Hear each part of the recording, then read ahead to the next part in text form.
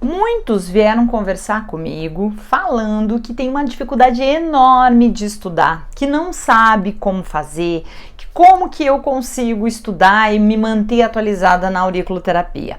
Bom, quero aqui estar dando algumas dicas para você de como você pode estudar e se manter atualizado. Claro que fazendo curso é uma boa alternativa, lendo, praticando a auriculoterapia também. Mas para eu me manter atualizada, gente, eu vou lá e busco artigos. Os artigos te direcionam. Claro que existe bons e maus artigos, como tudo na vida. Então, como é que a gente pode estar fazendo? E outra também objeção que muitos vieram conversar é: puxa, mas os artigos estão em inglês, a grande maioria dos artigos. Então, como é que a gente poderia fazer para facilitar isso? E aí entra uma dica quentíssima que eu acho que é importante você colocar como hábito.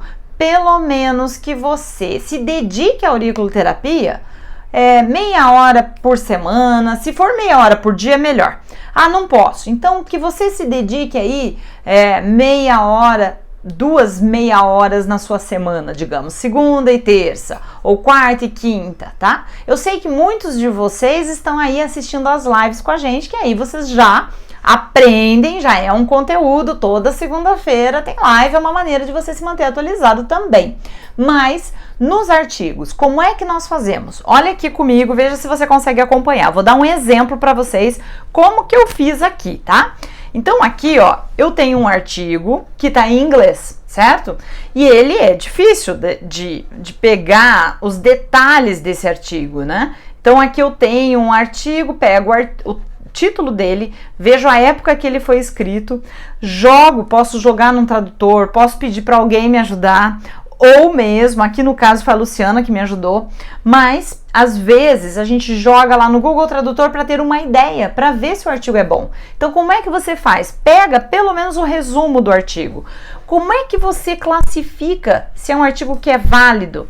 Primeiro, veja qual é o tema. Depois, no resumo, você vai ver quantos anos de pesquisa ele pegou aqui, por exemplo. Ó, ele relata um estudo de 2008 a 2009.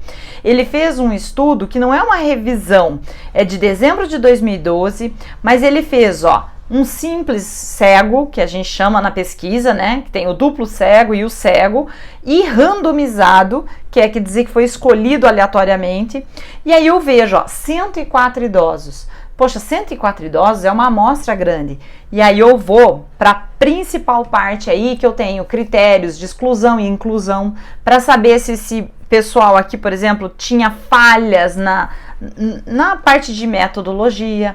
Eu posso vir aqui embaixo, ó, saber depois na metodologia realmente quantos entraram, tirando os critérios de exclusão, quantos realmente ficaram e fizeram a pesquisa. Só 39 indivíduos, quer dizer, de 104 passou para 39. Aí aqui eu tenho que alguns ainda desistiram no meio do caminho. Que pontos ele usou? E aí eu venho, que pontos ele usou? Nossa, ele usou intestino grosso, era para falar sobre constipação, intestino em idosos. Ele usou o reto ou ânus, usou o sandial, usou baço, pulmão. Aí pulmão eu começo, poxa, ele tá fazendo uma abordagem na aurícula chinesa. O simpático e subcórtex. E aí eu venho, poxa, será que ele teve bons resultados? E aqui ele teve alguns resultados, ó, dos 39 participantes, 17 eram do grupo experimental e 13 do placebo. Houve ainda uma taxa de pessoas que desistiram, quer dizer, não perceberam o benefício, 4 e desistiu, e 5 ainda tomaram laxante, que era um critério de exclusão.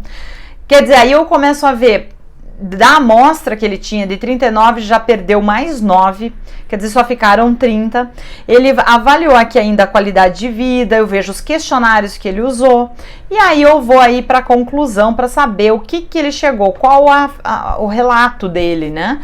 Então ele teve aqui, ó, a frequência de movimentos intestinais e a consistência das fezes foram registrados diariamente por 2 semanas, antes e após o término da pesquisa.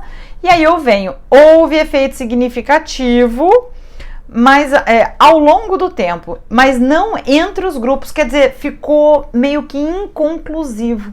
Não teve uma grande diferença entre os grupos. O paciente melhorou ele por ele mesmo. E foi bom já, né? Perfeito, tá ótimo. Só que aí ele não teve um resultado tão expressivo assim. Agora eu começo e trago para minha experiência. Você acha, vamos dizer, eu, Lirane, tenho resultado quando o paciente está com constipação? Nossa, eu tenho tanto resultado. Os meus alunos, muitos resultados. Muitos relatam resultados assim imediatos. Então, qual é o problema? Vários podem ser, tá? No desenho de uma pesquisa. Entre eles, a seleção de pontos. Por isso, às vezes, a dificuldade de uma pesquisa na auriculoterapia. Porque eu tenho diferentes abordagens. Ele usou pulmão.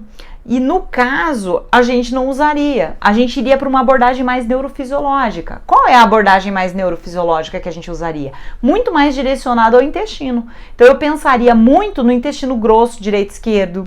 Eu usaria o reto, como ele falou, que é o ponto do ânus perfeito. Eu veria a alimentação desse meu paciente. É claro que você tem que pensar na alimentação, água, exercício. Então são detalhes aí que às vezes não ficam claros na pesquisa e compromete a aurículo muitas vezes.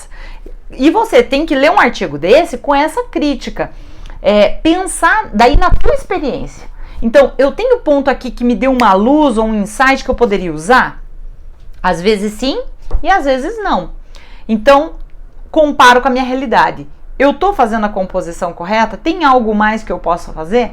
Que eu possa melhorar? Se eu tenho, eu começo a investigar mais. Se não, eu só testifico que a técnica tá certa, que é bom, que aurículo faz bem, vai melhorar bastante a parte do intestino do paciente, vai fazer com que ele trabalhe.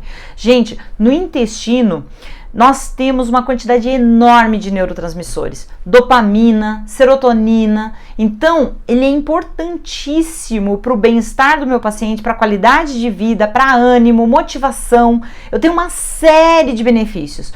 Toda vez que eu tô tratando um paciente, que eu vou começar um tratamento, uma das primeiras perguntas que você tem que fazer, claro, queixa principal, sem sombra de dúvidas, mas uma das perguntas que não pode faltar na sua anamnese é como o intestino desse paciente está, como que ele tem funcionado. E o paciente que é idoso, muitas vezes, como ele não faz exercício, ele tem um problema seríssimo aí com o intestino, certo? Então, fica a dica de como estudar, não deixe de estudar. Às vezes você pega um artigo bom, às vezes você não pega um que te instiga, e isso é que faz com que você movimente e busque aí um conhecimento extra. É o que vai fazer o teu diferencial como terapeuta, como profissional na área aí da atuação de pacientes de saúde. Ok? Então, estudar sempre.